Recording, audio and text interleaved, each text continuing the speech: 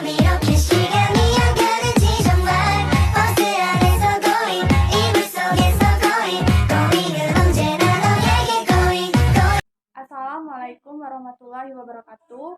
Perkenalkan, nama saya Fani Nabila Dikri dari Fakultas Ilmu Sosial dan Ilmu Politik dengan Prodi Administrasi Publik NPM 23050064. Di sini saya akan menjelaskan tentang suprastruktur dan infrastruktur politik. 1. Suprastruktur politik mengacu pada aspek-aspek politik yang bersifat lebih dan terlihat jelas dalam suatu masyarakat. Mencakup pemerintahan.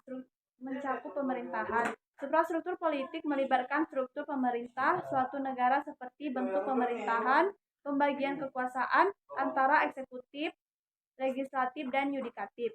Partai politik. Ini mencakup partai politik yang berperan dalam proses pemilihan dan pengambilan keputusan politik. Hukum dan konstitusi. Aspek ini menyorot hukum dan konstitusi yang mengatur masyarakat, mengatur hak dan kewajiban warga. Kepemimpinan politik. Suprastruktur politik juga mencakup pemimpin-pemimpin politik, baik yang terpilih maupun yang tidak. 2.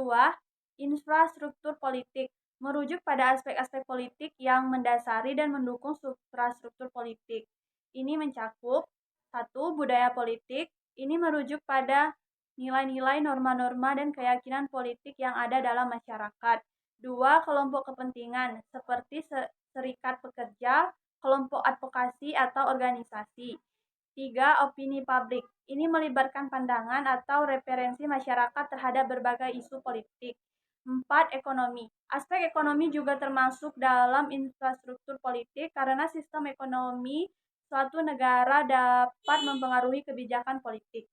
Penting untuk diingat bahwa suprastruktur politik dan infrastruktur politik saling terkait dan saling memengaruhi.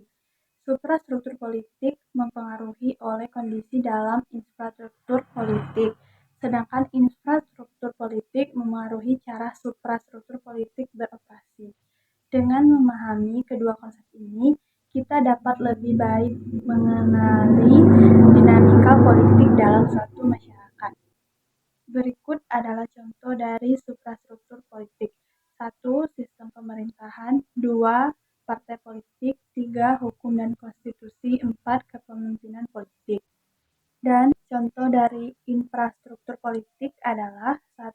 Budaya politik. 2. Kelompok kepentingan. 3. Opini publik. 4. Ekonomi.